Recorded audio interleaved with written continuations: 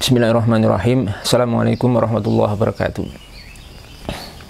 Beberapa hari kemarin kami sempat mengisi kajian buka bersama di salah satu masjid di Perumnas. Dan waktu itu kami membaca kitab, melanjutkan kitab pembahasan Maqasidus Shaum karya Al-Imam Izzuddin bin Abdissalam rahimahullahu ta'ala. Dan di pembahasan kemarin itu kita masuk pasal keempat tentang hal-hal yang hendaknya dijauhi oleh seorang yang sedang berpuasa di bulan Ramadan. Nah, di sini kami ingin menyampaikan ternyata ketika membaca pasal itu yang kurang lebih sekitar 3 halaman itu kami mendapatkan satu faedah yang berkaitan dengan definisi bid'ah yang disampaikan oleh sebagian pihak dengan kenyataan yang ada. Sebagaimana sudah kami sampaikan di beberapa video ataupun pengajian yang sebelumnya, bahwasanya sebagian pihak itu ada yang bersikukuh ya mendefinisikan bid'ah itu dengan sesuatu yang tidak dilakukan Nabi. Ya. Jadi segala sesuatu yang tidak dilakukan Nabi SAW itu berarti bid'ah, termasuk sesuatu yang baru yang dilarang untuk dilakukan. Dan sudah kami sampaikan berulang kali bahwa definisi ini definisi yang keliru, sangat keliru sekali. Bukan seperti itu definisinya. Nah, salah satu sisi kekeliruan definisi ini ya, bahwasanya hal ini, definisi ini bertentangan dengan fakta yang ada, di mana Nabi Shallallahu Alaihi Wasallam itu diketemukan, dan ini jumlahnya cukup lumayan banyak, cukup signifikan, melakukan berbagai hal yang ternyata hal itu tidak disyariatkan atau tidak dianjurkan atau bahkan diharamkan untuk dilakukan oleh umatnya. Kan ini berarti bertentangan ya. Artinya faktanya seperti ini, sementara sebagian pihak mendefinisikan bid'ah dengan sesuatu yang tidak dilakukan Nabi. Bagaimana mendefinisikan seperti itu sementara Nabi melakukan saja itu tidak mesti umatnya boleh meniru ya, atau bahkan diharamkan untuk meniru. Nah, salah satu faedah yang kami temukan di pengajian kemarin itu kita mendapatkan 3 hal. Ini baru contoh ya, karena hanya menyesuaikan dengan faedah kitab yang kita lewati kemarin. Ya, 3 hal yang ini ternyata dilakukan Nabi tapi tidak disarankan, tidak dianjurkan untuk dilakukan oleh umatnya atau diamalkan oleh umatnya. Apa sajakah 3 hal itu? Yang pertama adalah puasa wisol. Puasa wisol itu menyambung puasa ya, tanpa buka dan tanpa sahur. Jadi semisal tadi malam saya sahur ya untuk puasa hari ini. Nah, nanti ketika sore hari matahari tenggelam masuk waktu maghrib, adzan maghrib, saya tidak berbuka. Saya tidak berbuka, terus melanjutkan puasa hari berikutnya tanpa sahur. Itu namanya menyambung puasa, namanya puasa wisol. Ya, puasa wisol ini dilarang oleh Nabi Muhammad SAW kepada umatnya. Dalam hadis disebutkan SAW, riwayat Imam Bukhari, bahwasanya dari sahabat Abu Hurairah radhiyallahu ta'ala anhu, beliau berkata, naha Rasulullah SAW anil wisol. Rasulullah SAW itu melarang dari puasa wisol untuk umatnya. Tapi puasa wisol ini dilarang untuk umat Islam, tapi Nabi sendiri melakukan. Maka ada seorang sahabat menyatakan atau bertanya kepada Rasulullah ketika mendengar larangan ini. Sahabat ini menyatakan, fa innaka ya Rasulullah tuwasil.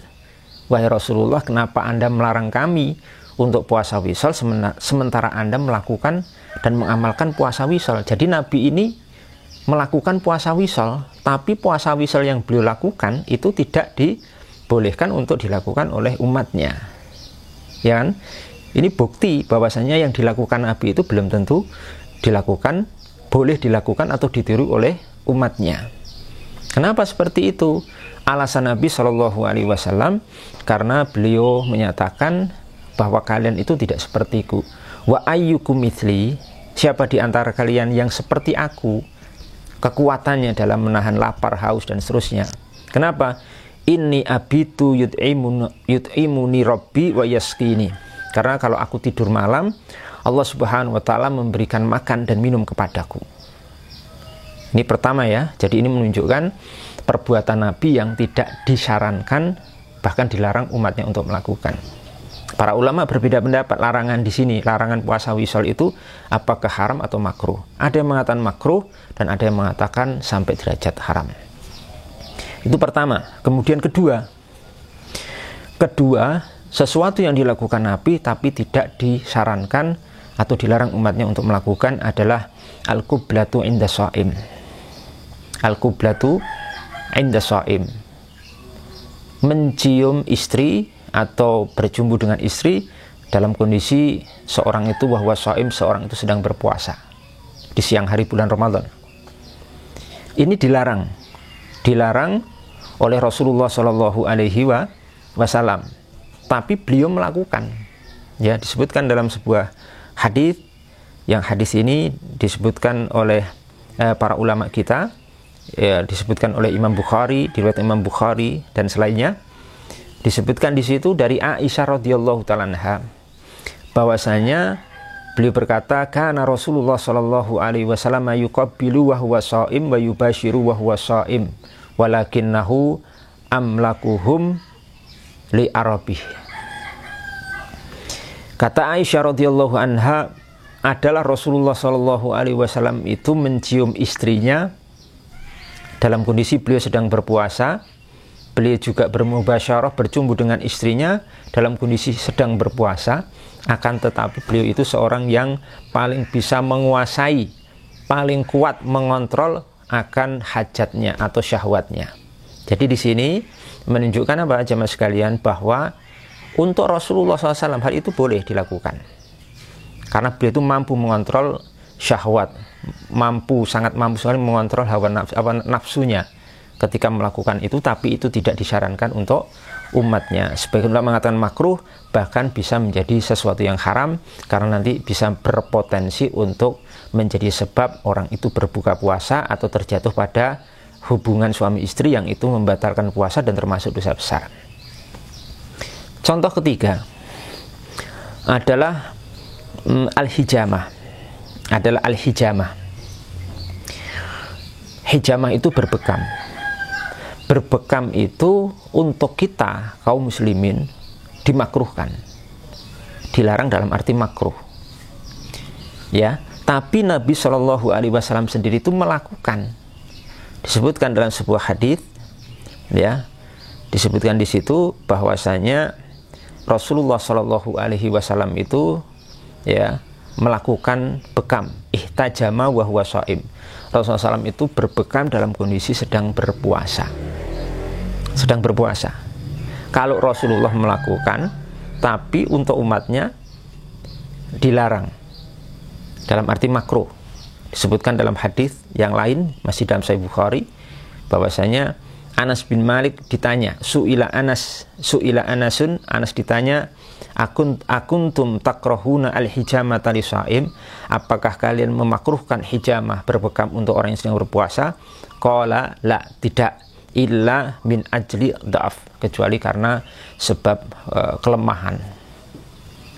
Artinya Rasulullah Shallallahu Alaihi Wasallam ketika berhijamah atau berbekam itu beliau kuat untuk menahan kelemahan akibat daripada bekam tersebut, yang itu tidak bisa mungkin untuk ditahan oleh umatnya. Oleh karena itu bagi Rasulullah SAW berbekam itu boleh, ya, tetapi bagi umatnya adalah dimakruhkan, walaupun berbekam itu sendiri tidak membatalkan puasa menurut pendapat yang paling kuat. Itu jamaah yang dimuliakan oleh Allah Subhanahu wa taala.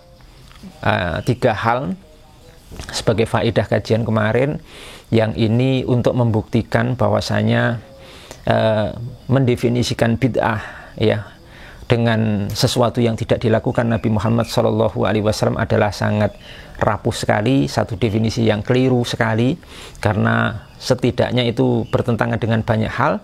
Salah satunya adalah bertentangan dengan hal ini, bahwasanya bagaimana kita mendefinisikan bid'ah dengan sesuatu yang tidak dilakukan Nabi, sementara Nabi sendiri itu kalau melakukan sesuatu belum tentu boleh belum tentu boleh untuk dicontoh oleh umatnya. Karena kalau kita ambil kemutlakan definisi bid'ah seperti itu, berarti kan seakan-akan semua perbuatan Nabi dan apa yang diamalkan Nabi itu boleh untuk dilakukan oleh umatnya karena bukan bid'ah, kan begitu. Dan ini baru contoh, hal lain itu masih banyak karena kita cukupkan mengikuti faedah kajian kemarin saja. Kalau mau dibahas itu lebih panjang lagi. Demikian apa yang bisa kami sampaikan, semoga bermanfaat untuk kita semuanya. Wabillahi taufiq wal hidayah wal afu minkum. Wassalamualaikum warahmatullahi wabarakatuh.